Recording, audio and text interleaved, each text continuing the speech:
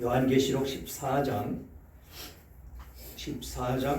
6절로 13절까지 말씀입니다.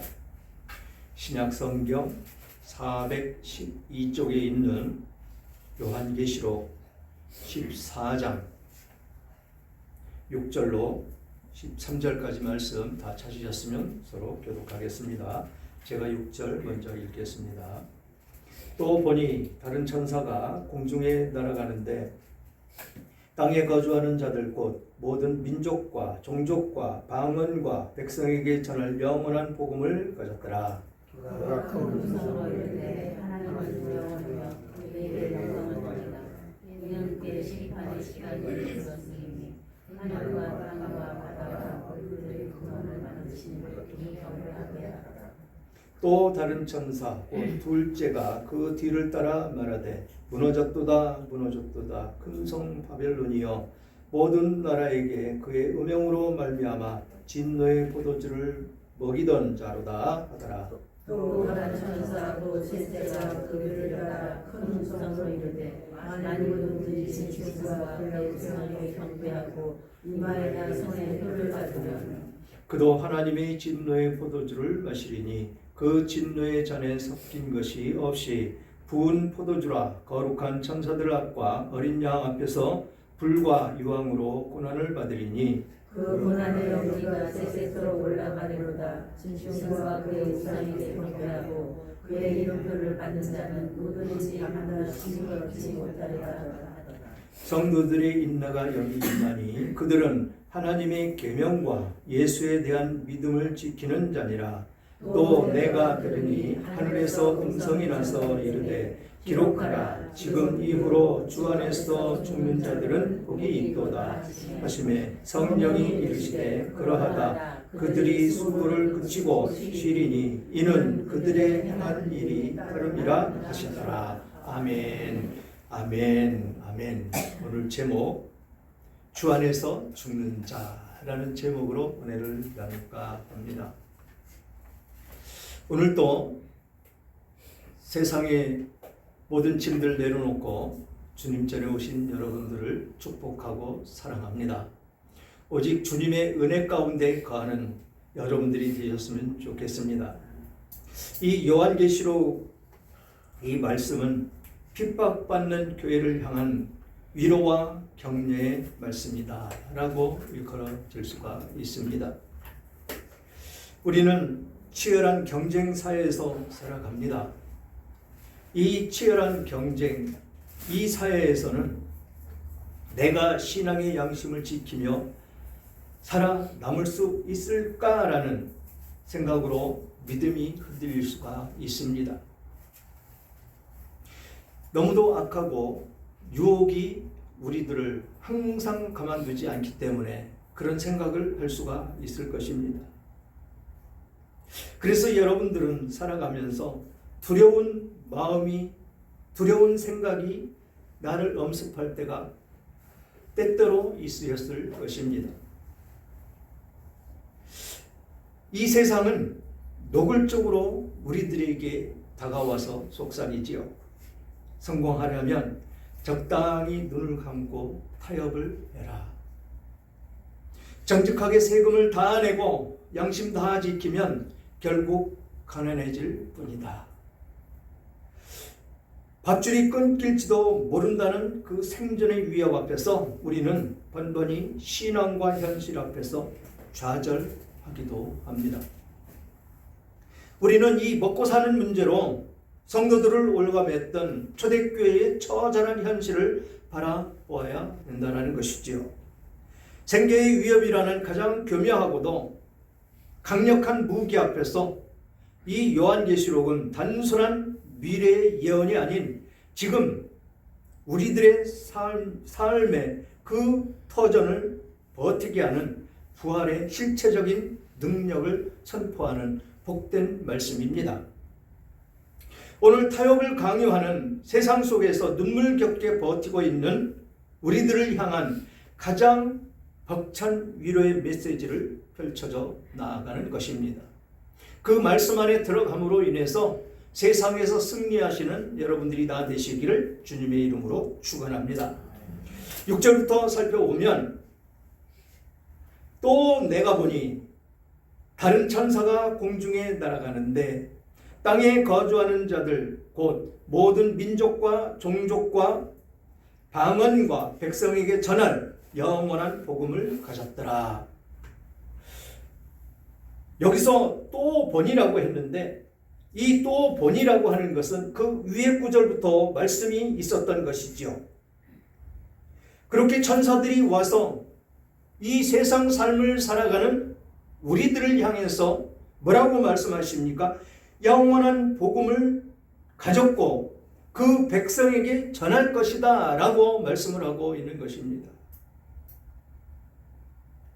하나님의 종으로 쓰임받고 있는 이 천사는 우리들을 더욱더 하나님께 나아가게 하는 일꾼으로서 하나님께 쓰임받고 있는 천사들이다 라는 것이지요. 그래서 이 천사들이 공중에서 날아가는데 라고 했는데 이 영적인 세상은 시공간이 없습니다. 초월합니다. 그래서 지금 이곳에도 성령 하나님께서 임재하셔서 우리의 예배를 흠양하고 계시고 우리의 각처, 우리의 마음 가운데에도 그 성령 하나님께서 임재하심으로 말미암아서 우리들을 지배하고 계시고 옳은 길로 인도하시고 또 성령의 충만함도 주셔서 세상에서 승리할 수 있는 우리들의 모습이 되도록 인도하시는 것이 곧 성령 하나님이시다라는 것입니다. 이와 동등하게 그 영으로 천사들도 우리들에게 왕래하면서 옳은 길로 진리의 길로 갈 수 있도록 하나님의 명령을 받고 그렇게 우리들을 이끌어가는 것이 천사들이더라 라는 것입니다. 그래서 이 땅에 거주하는 모든 자들, 그러므로 우리는 이 모든 자들이라고 했는데 어느 한 사람도 미워할 사람이 없더라 라는 것이죠. 누구 한 사람을 미워할 수 있는 것이 아니더라 라는 것입니다. 미워하고 증오하고 원수를 삼으니까 어떤 일이 일어납니까? 성령이 충만함 가운데 있으면 사랑이 펼쳐지므로 그 사랑을 펼치는 그 가운데 하나님은 지배하시고 이끌어 주셔서 전쟁이나 싸움, 다툼 이런 것을 잊지 않게 하시는 것이 하나님이시다라는 것입니다. 금요일에 말씀을 드렸는데 제가 그 가자 지구라는 것이 생각이 안 나서 이스라엘의 한 귀퉁이라고 말씀을 드렸는데 가자 지구입니다. 그것은 옛 성경의 블레셋, 옛날이나 지금이나 이 블레셋은 이스라엘을 끊임없이 전쟁으로 물들게 하고 쳐들어오는 그런 일이 자행하는 그런 곳이다라는 것입니다. 그렇게 전쟁을 일으키면서 살아가는 그들의 삶이 어떤 모습이냐라는 것이죠. 첫째, 불안에 떨면서 살아야 됩니다. 불안과 초조함 가운데에서. 그리고 그 전쟁을 하려면 막대한 돈을 그곳에 쏟아부어야 되기 때문에 일반 백성들의 삶은 완전히 피폐해진다는 것이죠. 그래서 이 세상은 어떻게 합니까?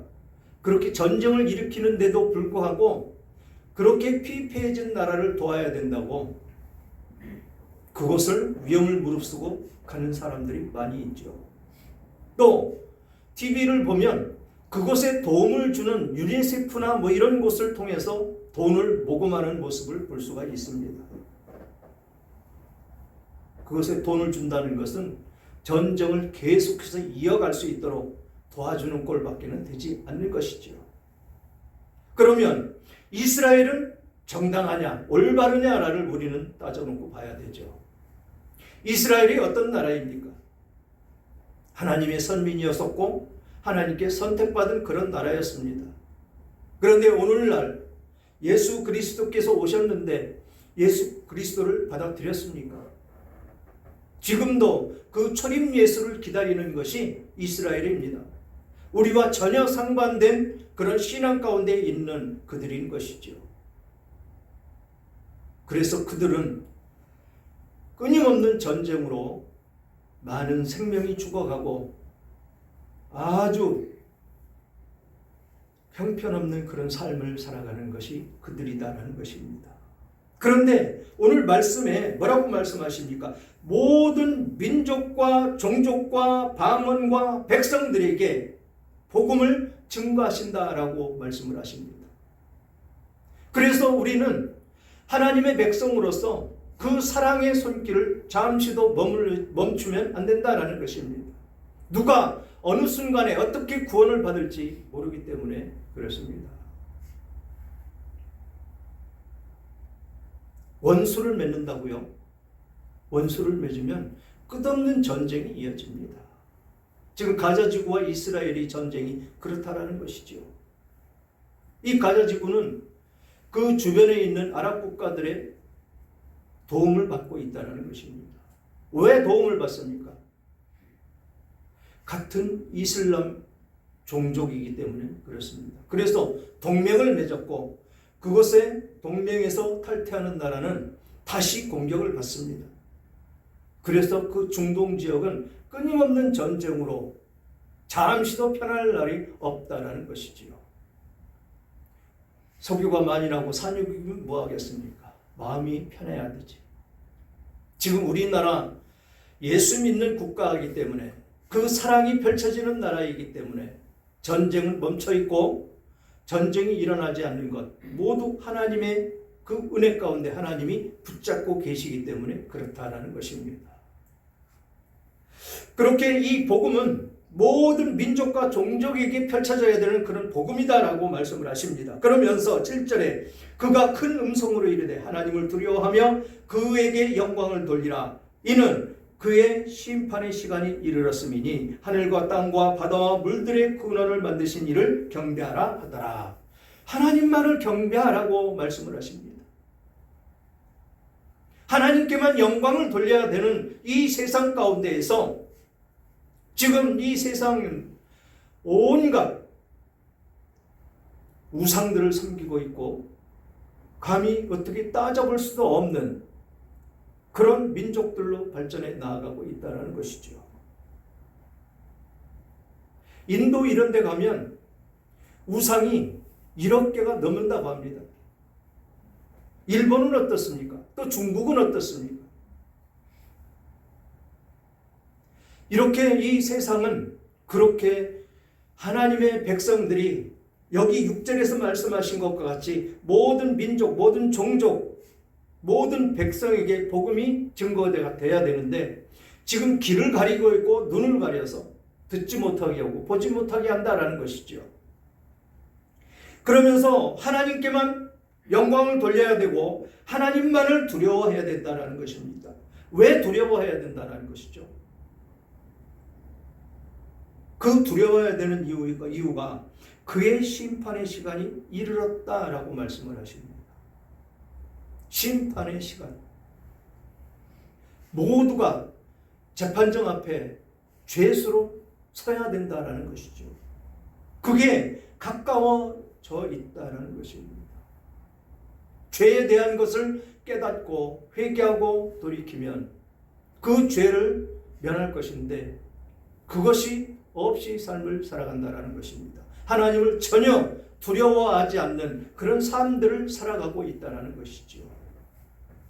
그래서 전쟁을 일으켜서 많은 죄 없는 사람들을 죽음으로 몰아가는 그런 일들이 비일비재하게 일어나고 있다라는 것입니다. 우리는 어디에 초점을 맞추고 살아야 되느냐? 하나님을 두려워하고 하나님 안에 있어야 되고 하나님께 영광을 돌려야 되고 그에게만 경배를 드려야 되는 우리들의 모습이다라는 것입니다. 그 안에 삶을 살아갈 때 하나님이 주시는 은혜는 무엇과도 바꿀 수도 없고 따질 수도 없는 우리들의 모습이 된다라는 것입니다. 그런데 세상은 전혀 반대로 우리들을 미혹하고 유혹해서 이끌어 가지요.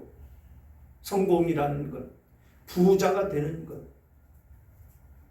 세상의 우상은 가장 큰 것이 우상 물질과 또한 성공의 자리, 그것일 것입니다. 남보다 좀 더 부자가 돼서 좀 윤택하게 살아보겠다는 그런 욕심, 그것을 통해서 사단은 우리들을 언제나 넘어지게 하고 좌절하게 하고 힘들게 하고 어렵게 하고 두렵게 하는 것이다 라는 것입니다. 이곳에서 벗어나려면 우리는 언제나 성령 충만함을 받아서 그 하나님과 더불어 이 세상을 살아가야 된다라는 것입니다.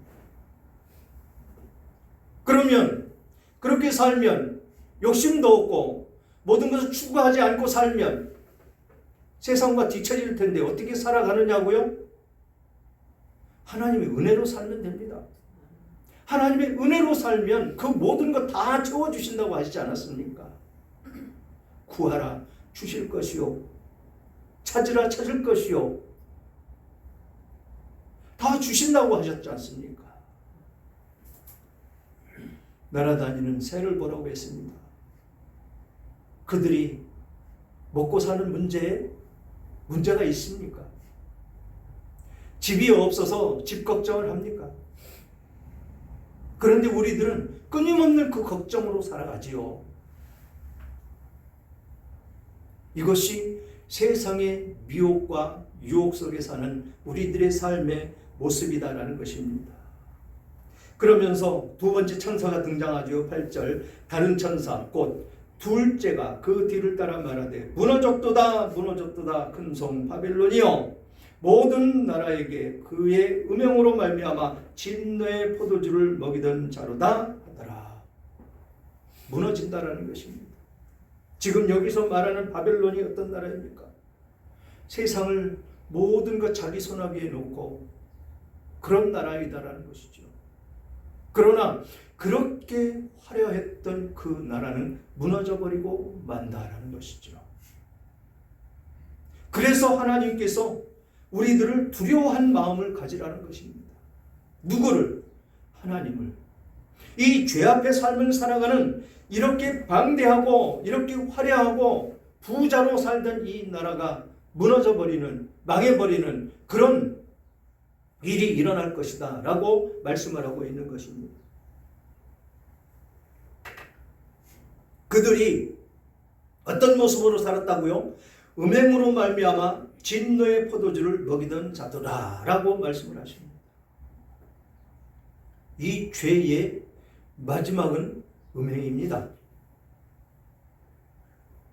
그래서 성경에도 동성연애가 성행했었고 그것이 모두가 그 일순간의 쾌락을 위해서 주는 사단의 미혹이다라는 것이지요.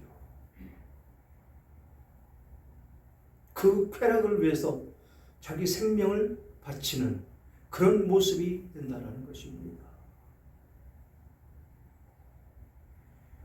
지금 각 대학병원마다 이 에이즈 환자들로 인해서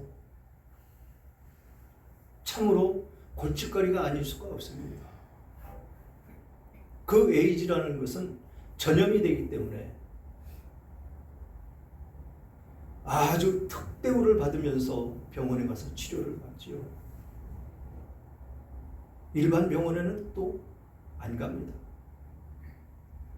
1인실, 보통 하루에 35만 원 정도 하는 그런 1인실에 입원해서 치료를 받는데 그 치료비를 누가 냅니까? 여러분들이 내는 세금으로 감당을 합니다. 그 에이즈가 왜 생깁니까?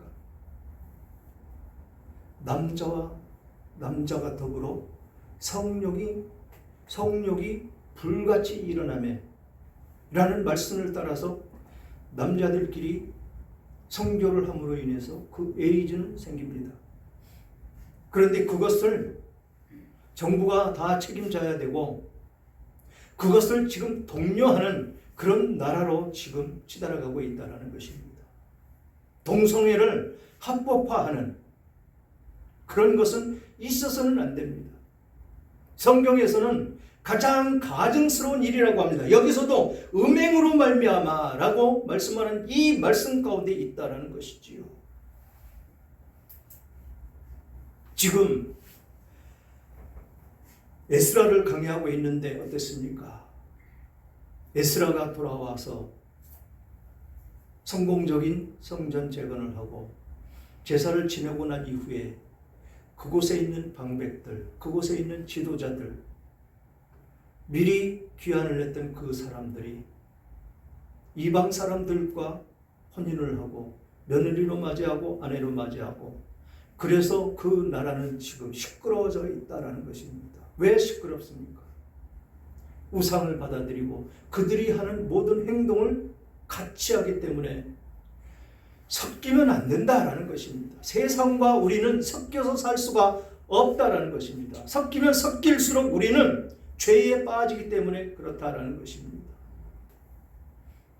그래서 하나님은 그것을 금하고 있는 것이지요. 하나님이 금하는 것, 우리는 그 명령을 철저히 따라야 됩니다. 여기서 진노의 포도주를 먹였다. 이 진노의 포도주가 무엇입니까?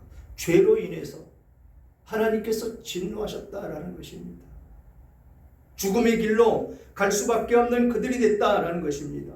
그러면서 세 번째 천사가 다시 등장합니다. 또 다른 천사 곧 셋째가 그 뒤를 따라 큰 음성으로 이르되 만일 누구든지 짐승과 그 우상에게 경배하고 이마에나 손에 표를 받으면 그도 하나님의 진노의 포도주를 마시리니 그 진노의 잔에 섞인 것이 없이 부은 포도주라.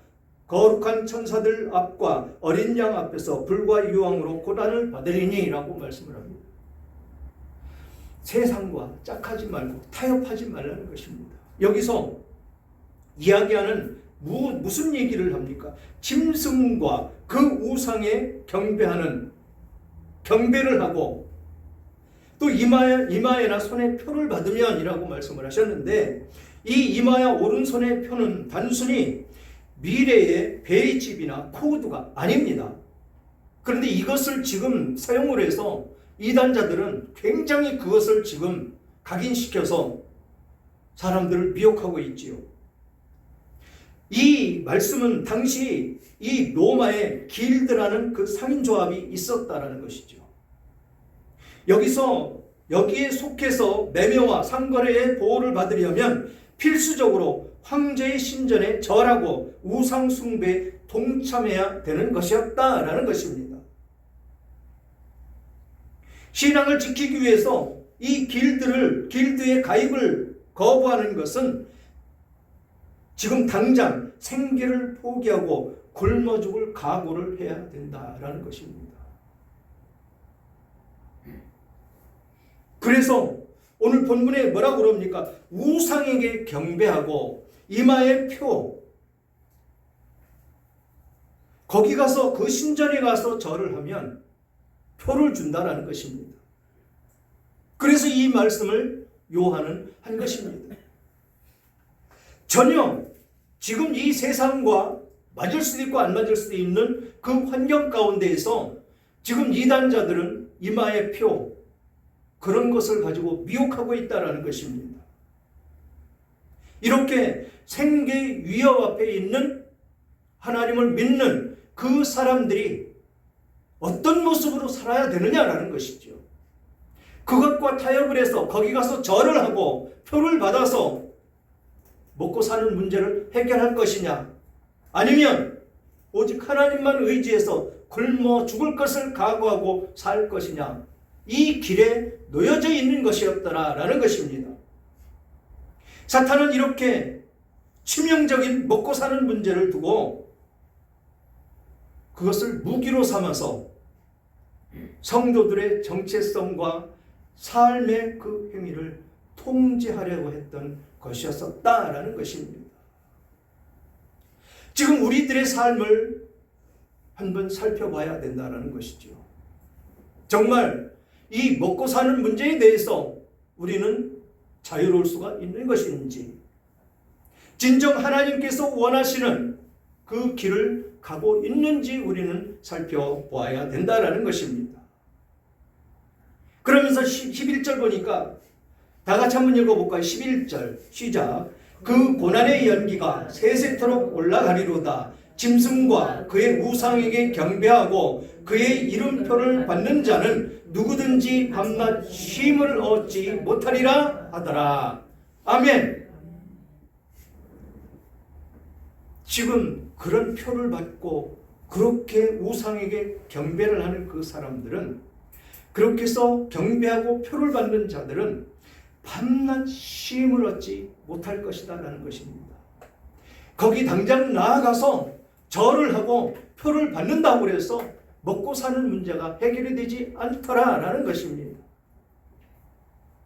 지금 임시 나에게 닥쳐오는 혼란과 고난 가운데 처해 있다 할지라도 그것을 해결하기 위해서 세상과 짝을 하면 더욱더 힘들어지더라 라는 것입니다. 우리는 언제나 그래서 하나님 안에만 있어야 된다라는 것이죠. 12절 말씀에 성도들의 인내가 여기 있나니 그들은 하나님의 계명과 예수에 대한 믿음을 지키는 자니라.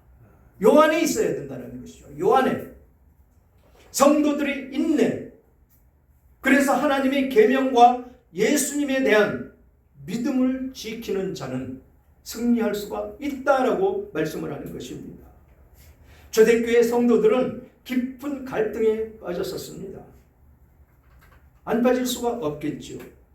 내가 굶어 죽으면서까지, 직장을 잃으면서까지 이 신앙을 지켜야 하는가라는 문제 앞에 서 있었더라라는 것입니다. 오늘날에도 이 질문은 계속해서 유효합니다. 정직하면 손해를 본다. 성공하려면 세상과 적당히 타협을 해야 한다는 무언의 압박은 우리를 지배하는 이 현대판 짐승의 표이다라는 것입니다.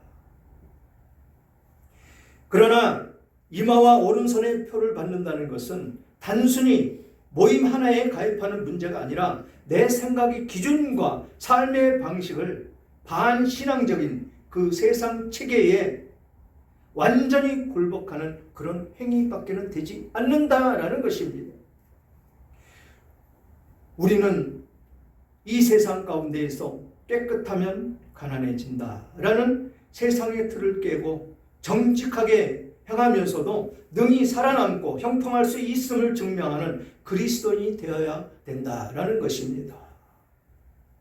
세상 가운데 섞여 있을 때 이런 모습으로 산다면 우리는 비난을 받고 손가락질 받을 수가 있습니다. 미련한 사람이라고. 잠깐 가서 그거 하면 되는데 뭐가 문제될 게 있느냐고 비난받을 수 있습니다. 그것이 우리 선조들이 행했던 그 모습 가운데 그대로 드러나지요.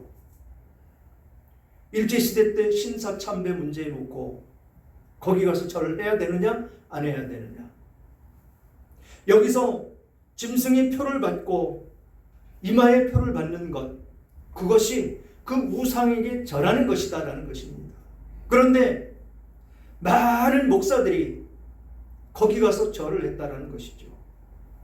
타협하는 것입니다. 적당히 뭐라고 기도하면서 하나님, 나까지 죽으면 이 나라, 이 교회를 누가 세우겠습니까? 그러니 하나님 한 번만 용서해 주십시오라고 기도하면서 가서 절을 했다라는 것입니다. 그것을 반대하고 그것은 안 된다라고 맞서 싸웠던 사람들은 죽임을 당하고 감옥에 갇히고 모진 고문과 학대 속에서도 그 신앙을 굳게 지킨 선조들의 그 믿음 때문에 이 대한민국은 지금 이렇게 전쟁 없이 외세의 침략 없이 경제 성장을 이루며 지금까지 살아왔다라는 것입니다. 이런 믿음이 우리에게 있어야 된다는 것이죠. 여기서 짐승의 표를 받는 그런 삶의 모습이 아니고 그 믿음을 굳게 지켜서 형통하게 살아갈 수 있는 그 모습 가운데 나타나는 그리스도인이 되어야 되다라는 것입니다. 우리는 어떤 모습 가운데 있어야 되느냐? 진정한 하나님의 나라, 거룩한 나라 백성으로 살아갈 때 타협은 절대 있어서는 안 된다라고 말씀을 하십니다. 마지막 절, 또 내가 들으니 하늘에서 음성이 나서 이르되 기록하라. 지금 이후로 주 안에서 죽는 자는 복이 있도다. 복이 있도다 하시매 성령이 이르시되 그러하다. 그들이 수고를 그치고 쉬리니 이는 그들의 행한 일이 따름이라 하시더라. 아멘. 주 안에서 죽어야 된다는 것이죠. 그래야 우리는 세상과 짝하고 세상과 타협하지 않는 우리들의 삶이 되더라는 것입니다. 우리 영은 죽었었습니다. 아담이 범죄함으로 말미암아서 죽었던 우리를 예수 그리스도께서 살려주셨습니다. 하나님 나라 백성으로 우리들을 세워주셨고, 그 하나님의 백성이 된다는 것은 천국 시민권자로서 지금 천국의 삶을 우리는 살아가고 있다는 것이죠. 그렇지만 아직 이 육신은 세상 가운데 있음으로 인해서 이 세상 가운데 있는 우리들이 죽어야 되더라라는 것입니다. 그래서 여기서 말씀하시는 것이 주 안에서 죽은 자들이 복이 있다라고 말씀을 하십니다. 세상과 짝하지 않는 예수 그리스도께서 살아오셨던 그 길을 따라가는 우리들의 모습이 되어야 된다는 것입니다. 전혀 상상할 수 없는 그런 일들이 우리 가운데에서 일어날 수가 있습니다. 하지만 우리는 짐승의 그 표를 받지 않고 우상에게 절을 하지 않고 그 세상과 짝하지 않는 그런 삶 가운데에서 우리의 삶은 윤택해지는 그 길로 갈 수가 있더라라는 것입니다. 하나님께서 말씀하신 대로 예수님께서 오셔서 우리들에게 말씀을 들려주신 대로 우리는 그 뜻을 이루며 살아가는 우리들의 모습이 되어야 된다라는 것입니다. 사랑하는 여러분, 성경은 세상과 타협하는 것을 음행이라고 부릅니다.